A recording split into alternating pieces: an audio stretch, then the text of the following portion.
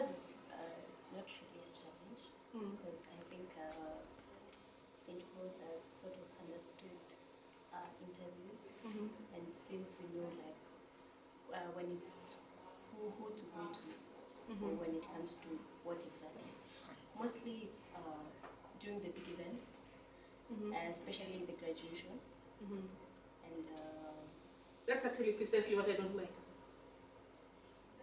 Those graduations, it's become like a cut and paste. I don't know how you guys can do it differently. That's the question I can ask you.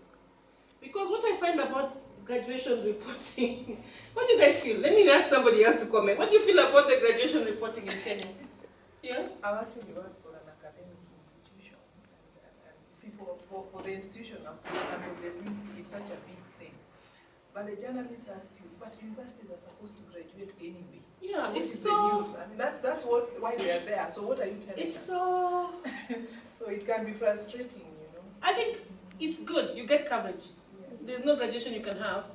But the question is, can you get more than just some blah blah coverage? I hate blah blah coverage, because blah blah coverage doesn't do anything for your organization.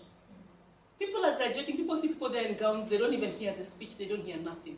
They say, oh, St. Paul's graduated today. Is that what you're aiming for? You know? So I think it's good that your institution understands the power of media. The question I want you to ask yourself is how you can do it differently so that you can have an impact. It's not just about getting the media hit or we got covered. It's about what difference that media coverage is making for your institution.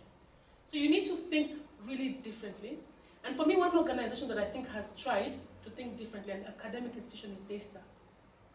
Because Daystar will always try to use their alumni to try and, whatever it is there, like when they had this fundraiser recently, they really used their alumni. So what I would like to urge you as a communicator is to push the envelope. Push the envelope. Always push the envelope.